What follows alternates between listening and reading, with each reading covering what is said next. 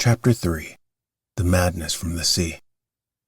If heaven ever wishes to grant me a boon, it will be a total effacing of the results of a mere chance which fixed my eye on a certain stray piece of shelf paper. It was nothing on which I would naturally have stumbled in the course of my daily round, for it was an old number of an Australian journal, Sydney Bulletin, of April 18, 1925.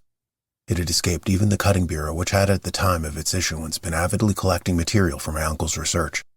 I had largely given over my inquiries into what Professor Angel called the Cthulhu cult, and was visiting a learned friend of Paterson, New Jersey, the curator of a local museum and a mineralogist of note.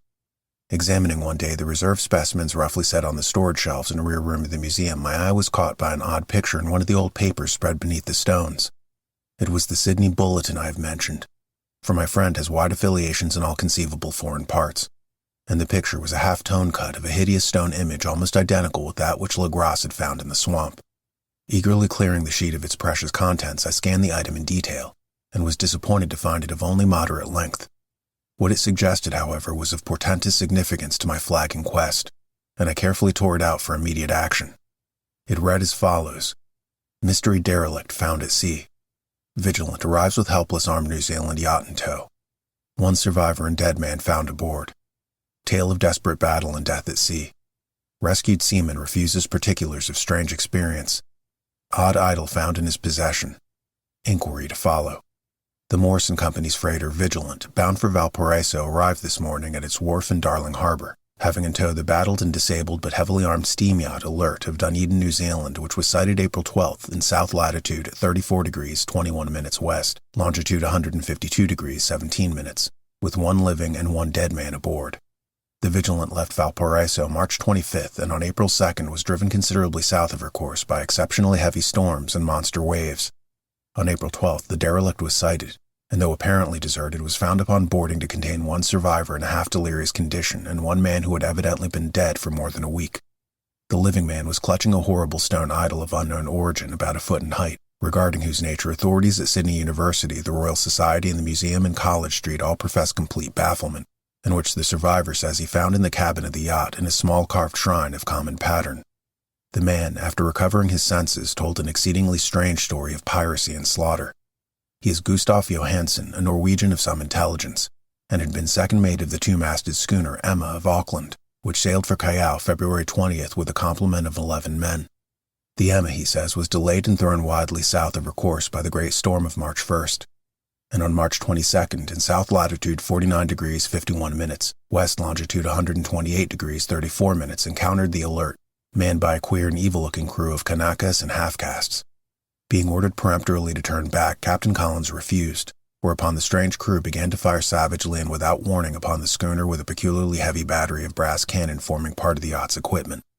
The Emma's men showed fight, says the survivor, and though the schooner began to sink from shots beneath the waterline, they managed to heave alongside their enemy and boarder, grappling with the savage crew on the yacht's deck and being forced to kill them all, the number being slightly superior because of their particularly abhorrent and desperate though rather clumsy mode of fighting.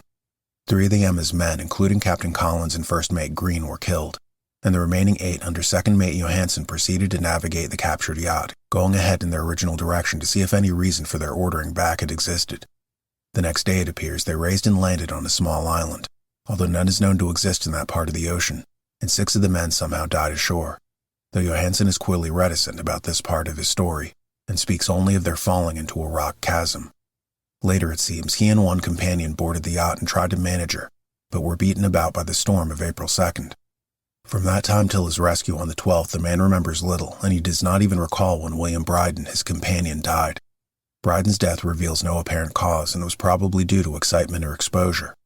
Cable advices from Dunedin report that the Alert was well known there as an island trader, and bore an evil reputation along the waterfront. It was owned by a curious group of half-castes whose frequent meetings and night trips to the woods attracted no little curiosity, and it had set sail in great haste just after the storm and earth tremors of March 1st. Our Auckland correspondent gives the Emma and her crew an excellent reputation, and Johansen is described as a sober and worthy man. The Admiralty will institute an inquiry on the whole matter beginning tomorrow, at which every effort will be made to induce Johansen to speak more freely than he has done hitherto. This was all, together with the picture of the hellish image. But what a train of ideas it started in my mind. Here were new treasuries of data on the Cthulhu cult and evidence that it had strange interests at sea as well as on land. What motive prompted the hybrid crew to order back the Emma as they sailed about with their hideous idol? What was the unknown island on which 6 of the Emma's crew had died, and about which the mate Johansen was so secretive? What had the Vice Admiralty's investigation brought out, and what was known of the noxious cult in Dunedin? And most marvelous of all, what deep and more than natural linkage of dates was this which gave a malign and now undeniable significance to the various turns of events so carefully noted by my uncle? March 1st, or February 28th according to the international dateline. The earthquake and storm had come. From Dunedin, the alert and her noisome crew had darted eagerly forth as if imperiously summoned. And on the other side of the earth, poets and artists had begun to dream of a strange, dank cyclopean city, whilst a young sculptor had modelled in his sleep the form of the dreaded Cthulhu. March 23rd, the crew of the Emma landed on an unknown island and left 6 men dead. And on that date, the dreams of sensitive men assumed a heightened vividness and darkened with dread of a giant monster's malign pursuit, whilst an architect had gone mad and a sculptor had lapsed suddenly into delirium. And what of this storm of April 2nd? The date on which all dreams of the dank city ceased, and Wilcox emerged unharmed from the bondage of strange fever. What of all this, and of those hints of old Castro about the sunken star-born old ones and their coming reign, their faithful cult, and their mastery of dreams? Was I tottering on the brink of cosmic horrors beyond man's power to bear? If so, they must be horrors of the mind alone. For in some way, the 2nd of April had put a stop to whatever monstrous menace had begun its siege of mankind's soul. That evening, after a day of hurried cabling and arranging, I bade my host adieu and took a train for San Francisco. In less than a month I was in Dunedin, where, however, I found that little was known of the strange cult members who had lingered in the old sea taverns. Waterfront scum was far too common for special mention, though there was vague talk about one inland trip these mongrels had made, during which faint drumming and red flames were noted on the distant hills. In Auckland, I learned that Johansen had returned with yellow hair and turned white after a perfunctory and inconclusive questioning at Sydney, and had thereafter sold his cottage in West Street and sailed with his wife to his old home in Oslo. Of his stirring experience he would tell his friends no more than he had told the Admiralty officials, and all they could do was give me his Oslo address. After that I went to Sydney and talked profitlessly with seamen and members of the Vice Admiralty Court. I saw the Alert, now sold and in commercial use at Circular Quay in Sydney Cove, but gained nothing from its non-committal bulk. The crouching image with its cuttlefish head, dragon body, scaly wings, and hieroglyphed pedestal was preserved in the museum at Hyde Park, and I studied it long and well, finding it a thing of balefully exquisite workmanship, and with the same utter mystery, terrible antiquity, and unearthly strangeness of material which I had noted in Lagrasse's smaller specimen. Geologists, the curator told me, had found it a monstrous puzzle, for they vowed that the world held no rock like it.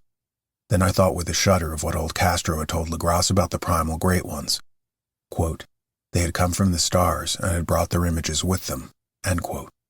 Shaken with such a mental revolution as I had never before known, I now resolved to visit mate Johansen in Oslo. Sailing for London, I re-embarked at once for the Norwegian capital, and one autumn day I landed in the trim wharves in the shadow of the Egeberg. Johansen's address, I discovered, lay in the old town of King Harald Hardrada, which kept alive the name of Oslo during all the centuries that the greater city masqueraded as Christiania.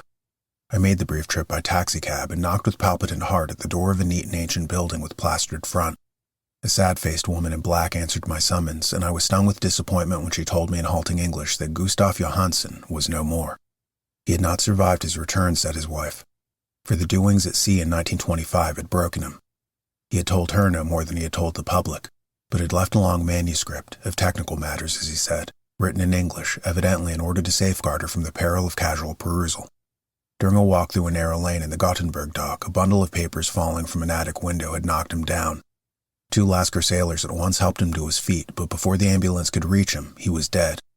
Physicians found no adequate cause for the end, and laid it to heart trouble and a weakened constitution. I now felt gnawing at my vitals the dark terror which will never leave me till I too am at rest, quote-unquote accidentally or otherwise. Persuading the widow that my connection with her husband's technical matters was sufficient to entitle me to his manuscript, I bore the document away and began to read it on the London boat. It was a simple, rambling thing, a naive sailor's effort at a post-facto diary, and strove to recall day by day the last awful voyage. I cannot attempt to transcribe it verbatim in all its cloudiness and redundance, but I will tell its gist enough to show why the sound of the water against the vessel's sides became so unendurable to me that I stopped my ears with cotton. Johansen, thank God, did not know quite all, even though he saw the city and the thing. But I shall never sleep calmly again when I think of the horrors that lurk ceaselessly behind life and time and in space, and of those unhallowed blasphemies from elder stars which dream beneath the sea. known and favored by a nightmare cult ready and eager to loose them on the world whenever another earthquake shall heave their monstrous stone city again to the sun and air. Johansen's voyage had begun just as he told it to the Vice-Admiralty. The Emma in ballast had cleared Auckland on February 20th and had felt the full force of that earthquake-born tempest which must have heaved up from the sea bottom the horrors that filled men's dreams. Once more under control, the ship was making good progress when held up by the Alert on March 22nd, and I could feel the mate's regret as he wrote of her bombardment and sinking. Of the swarthy cult fiends on the Alert he speaks with significant horror. There was some peculiarly abominable quality about them which made their destruction seem almost a duty, and Johansen shows ingenuous wonder at the charge of ruthlessness brought against his party during the proceedings of the Court of Inquiry. Then, driven ahead by curiosity in their captured yacht under Johansen's command, the men sight a great stone pillar sticking out of the sea, and in south latitude 47 degrees 9 minutes, west longitude 126 degrees 43 minutes, come upon a coastline of mingled mud, ooze, and weedy cyclopean masonry, which can be nothing less than the tangible substance of Earth's supreme terror. The nightmare corpse city of Relia that was built in measureless eons behind history by the vast loathsome shapes that seeped down from the dark stars. There lay great Cthulhu and his hordes, hidden in great slimy vaults and sending out at last, after cycles incalculable, the thoughts that spread fear to the dreams of the sensitive and called imperiously to the faithful to come on a pilgrimage of liberation and restoration. All this Johansen did not suspect, but God knows he soon saw enough. I suppose that only a single mountaintop, the hideous monolith-crowned citadel whereon great Cthulhu was buried, actually emerged from the waters. When I think of the extent of all that may be brooding down there, I almost wish to kill myself forthwith. Johansen and his men were awed by the cosmic majesty of this dripping Babylon of elder demons and must have guessed without guidance that it was nothing of this or any sane planet. Awe at the unbelievable size of the greenish stone blocks, at the dizzying height of the great carven monolith, and at the stupefying identity of the colossal statues and bas-reliefs with the queer image found in the Shrine of the Alert is poignantly visible in every line of the mate's frightened description. Without knowing what futurism is like, Johansen achieved something very close to it when he spoke of the city. For instead of describing any definite structure or building, he dwells only on the broad impressions of vast angles and stone surfaces, surfaces too great to belong to anything right or proper for this earth, and impious with horrible images and hieroglyphs. I mention his talk about angles because it suggests something Wilcox had told me of his awful dreams. He had said that the geometry of the dream place he saw was abnormal, non-Euclidean, and loathsomely redolent of spheres and dimensions apart from ours. Now an unlettered seaman felt the same thing whilst gazing at the terrible reality. Johansen and his men landed at a sloping mud bank of this monstrous acropolis and clambered slipperily up over tight and oozy blocks which could have been no mortal staircase. The very sun of heaven seemed distorted when viewed through the polarizing miasma welling out from the sea-soaked perversion, and twisted menace and suspense lurked leeringly in those crazily elusive angles of carven rock where a second glance showed concavity after the first showed convexity. Something very like fright had come over all the explorers before anything more definite than rock and ooze and weed was seen. Each would have fled had he not feared the scorn of the others, and it was only half-heartedly that they searched, vainly as it proved, for some portable souvenir to bear away. It was Rodriguez, the Portuguese, who climbed up the foot of the monolith and shouted of what he had found. The rest followed him and looked curiously at the immense carved door with the now familiar squid dragon bas-relief. It was, Johansen said, like a great barn door, and they all felt that it was a door because of the ornate lintel, threshold, and jambs around it, though they could not decide whether it lay like a trap door or slantwise like an outside cellar door. As Wilcox would have said, the geometry of the place was all wrong. One could not be sure that the sea and ground were horizontal, hence the relative position of everything else seemed phantasmally variable. Bryden pushed at the stone in several places without result. Then Donovan felt over it delicately around the edge, pressing each point separately as he went. He climbed interminably along the grotesque stone molding. That is, one would call it climbing if the thing was not all horizontal. And the men wondered how any door in the universe could be so vast. Then, very softly and slowly, the acre grate panel began to give inward at the top, and they saw that it was balanced. Donovan slid or somehow propelled himself down along the jamb and rejoined his fellows, and everyone watched the queer recession of the monstrously carven portal. In this fantasy of prismatic distortion it moved anomalously in a diagonal way, so that all the rules of matter and perspective seemed upset. The aperture was black with a darkness almost material. That tenebrousness was indeed a positive quality, for it obscured such parts of the inner walls as ought to have been revealed and actually burst forth like smoke from its eon-long imprisonment, visibly darkening the sun as it slunk away into the shrunken and gibbous sky over flapping membranous wings. The odor arising from the newly opened depths was intolerable, and at length the quick-eared Hawkins thought he heard a nasty slopping sound down there. Everyone listened, and everyone was listening still when it lumbered slobberingly into sight and gropingly squeezed its gelatinous green immensity through a black doorway into the tainted outside air of that poisoned city of madness. Poor Johansen's handwriting almost gave out when he wrote of this. Of the 6 men who never reached the ship, he thinks 2 perished of pure fright in that accursed instant. The thing cannot be described. There is no language for such abysms of shrieking and immemorial lunacy, such eldritch contradictions of all matter, force, and cosmic order. A mountain walked or stumbled. God. What wonder that across the earth the great architect went mad and poor Wilcox raved with fever in that telepathic instant. The thing of the idols, the green sticky spawn of the stars, had awaked to claim his own. The stars were right again, and what age-old cult had failed to do by design, a band of innocent sailors had done by accident. After vigintillions of years, great Cthulhu was loose again, and ravening for delight. 3 men were swept up by the flabby claws before anybody turned. God rest them, if there be any rest in the universe. They were Donovan, Guerrera, and Angstrom. Parker slipped as the other 3 were plunging frenziedly over endless vistas of green-crusted rock to the boat, and Johansen swears he was swallowed up by the angle of masonry which shouldn't have been there, an angle which was acute, but behaved as if it were obtuse. So only Bryden and Johansen reached the boat and pulled desperately for the alert as the mountainous monstrosity flopped down the slimy stones and hesitated floundering at the edge of the water.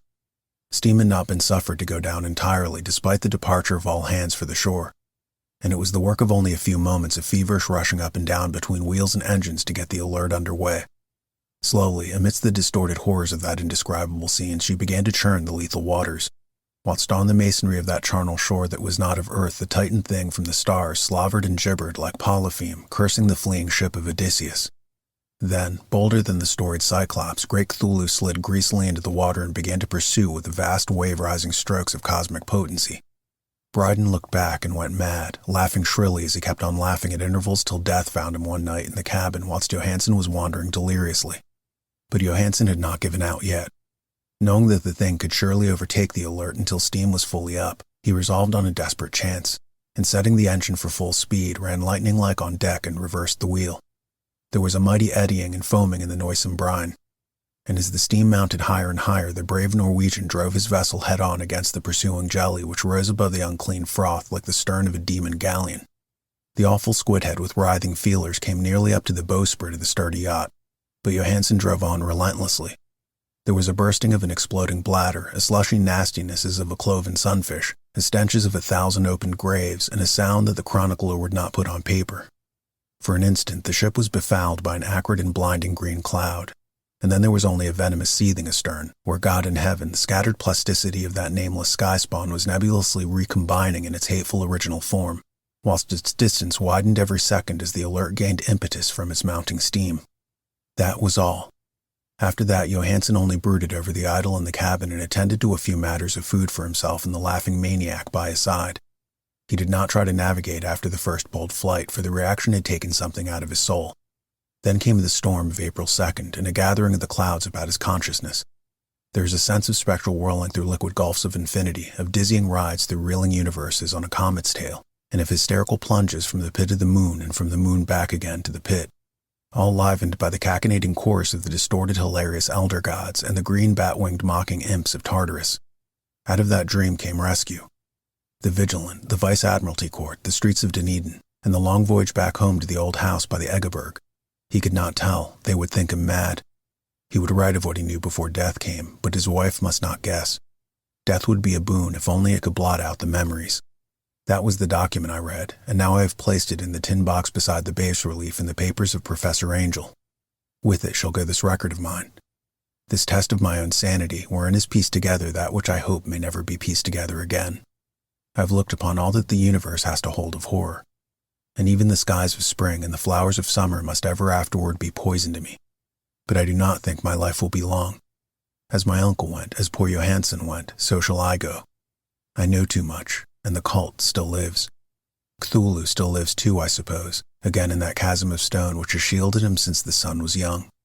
His accursed city is sunken once more, for the Vigilant sailed over the spot after the April storm, but his ministers on earth still bellow and prance and slay around idol-capped monoliths in lonely places. He must have been trapped by the sinking whilst within his black abyss, or else the world would by now be screaming with fright and frenzy. Who knows the end? What has risen may sink, and what has sunk may rise. Loathsomeness waits and dreams in the deep, and decay spreads over the tottering cities of men. A time will come, but I must not and cannot think. Let me pray that if I do survive this manuscript, my executors may put caution before audacity and see that it meets no other eye. The End. You have been listening to The Call of Cthulhu, written by H.P. Lovecraft, narrated by Daniel Natal.